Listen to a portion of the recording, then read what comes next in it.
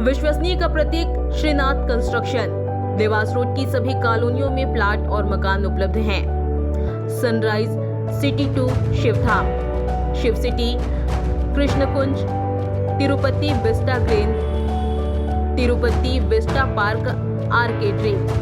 4060 3050 2050 2040 2030 1333 2045। तो संपर्क करें सुनील बामनिया। Mobile number 8818831514।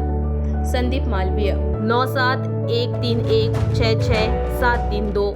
नमस्कार, आप देख रहे हैं उज्जैन 24 न्यूज। अब आइए चलते हैं खबरों की ओर। वक्फ कानून के विरोध की आड़ में पश्चिम बंगाल विशेषकर मुर्शिदाबाद में 11 अप्रैल 2025 को भड़की हिंसा ने पूरे राज्य को अपनी चपेट में ले लिया है, जहां हिंदू समाज पर किए गए संगठित हमलों से हालात अत्यधिक चिंताजनक हो गए हैं। हिंसक भीड़ द्वारा हिंदुओं के 200 से अधिक घरों व दुकानों को जलाना, सैकड़ों लोगों को घायल करना, 3 निर्दोष नागरिकों की हत्या और दर्जनों महिलाओं के साथ अमानवीय अत्याचार यह दर्शाता है कि यह कोई सामान्य विरोध नहीं बल्कि सुनियोजित जिहादी अभियान था, जिसका उद्देश्य मुर्शिदाबाद को हिंदू शून्य बनाना था।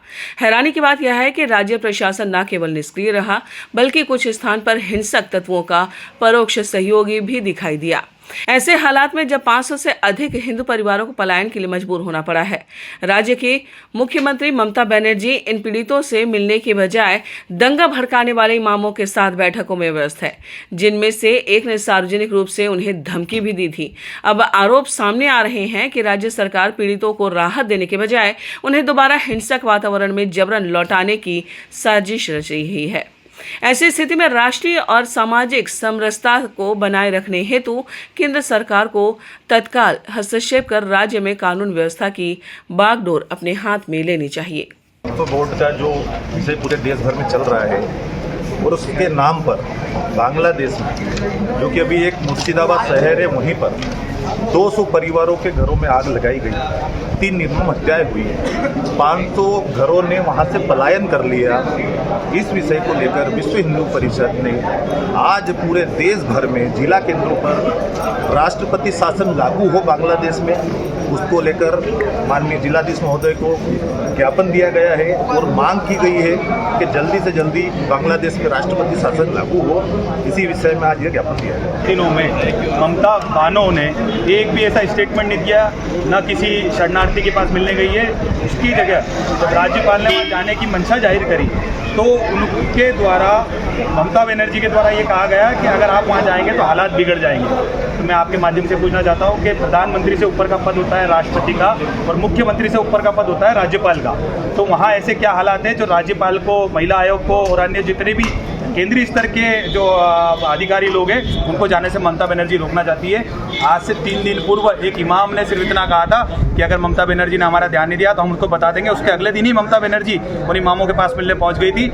ऐसा क्या है वहाँ के अंदर कि वहाँ हिंदुओं जिस तरीके से उनकी निर्मम हत्या, बलात्कार किया जा रहा है, लेकिन ममता बनर्जी अभी तक शरणार्थियों के पास जाने को तैयार नहीं है।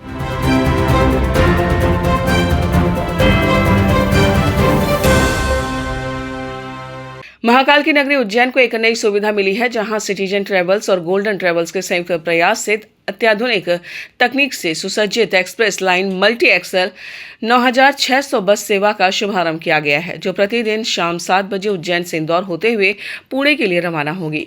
सिटीजन ट्रेवल्स के सिद्धार्थ खुराना और गोल्डन ट्रेवल्स के फरहान खान ने जानकारी दी कि इस लग्जरी बस में 42 मल्टी एक्सल साइज की स्लीपर सीट्स हैं, जिन पर LED screen, headphone, AC, wifi और फ्री पानी की बोतल जैसी सुविधाएं दी गई हैं। बस का शुभारंभ जैन समाज के वरिष्ठ रमन लाल जैन, वरिष्ठ पत्रकार डॉक्टर राहुल कटारिया और जैन समाज अध्यक्ष सौरभ जैन के कर कमलों से किया गया। इसमें Raees Khan, Mohit sir, citizen travels Indore, Shri Chandra sir, express line सहित कई गणमान्य लोग उपस्थित रहे। उज्जैन में इस सेवा का संचालन मनोज जैन और शाहरुख खान द्वारा किया जाएगा तथा बस की सुविधा नानाखेड़ा प्राइवेट बस स्टैंड से उपलब्ध रहेगी। यात्री अपनी सीट बुकिंग के लिए ऑफिस में संपर्क कर सकते हैं या 6269101844 पर कॉल कर सकते हैं। ट्रेवल्स द्वारा जल्द ही उज्जैन से मुंबई के लिए भी बस सेवा आरंभ की जाएगी। ये उज्जैन के लोगों के लिए, महाकाल नगरी के लिए एक बहुत बड़ी सौगात है। आज हम इंदौर होते हुए ये पूना डेली जाएगी बसें और मल्टी एक्सल वॉल्वो है जिसमें उत्कृष्ट तरह की तकनीक से बनी हुई है, कंफर्टेबल सर्विसेज हैं और आने वाले समय में उज्जैन जनता के लिए इससे बहुत सुविधा मिलेगी। कितने राउंड डेली एक बस यहाँ से जाएगी, डेली एक बस पूना से यहाँ आएगी।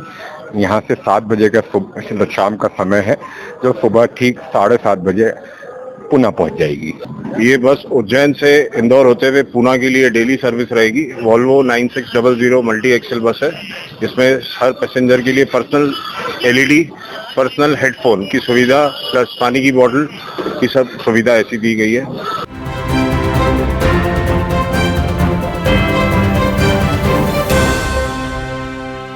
मध्य प्रदेश में गर्मी के तीखे तेवर शनिवार को भी जारी रहे, जहां रतलाम, गुना, सागर, दमोह और सीधी में लू का असर देखने को मिला, जबकि ग्वालियर, शिवपुरी और मंडला में रात का तापमान अधिक रहने की संभावना जताई गई है। मौसम विभाग के अनुसार गर्म हवाओं के कारण दिन और रात दोनों समय तापमान में बढ़ोतरी हो रही है। सुबह से ही तेज धूप चुभने लगती है और दोपहर बाद गर्मी चरम पर पहुंच जाती है। इस गर्म मौसम के अगले 3 दिन तक बने रहने के अनुमान है। वहीं शुक्रवार को सीजन में पहली बार तापमान 44 डिग्री सेल्सियस के पार पहुंचा और खजुराहो, गुना व नौगांव सबसे ज्यादा गर्म रहे। साथ ही भोपाल, इंदौर, ग्वालियर, उज्जैन और जबलपुर समेत 28 शहरों में भी भीषण तपिश महसूस की गई।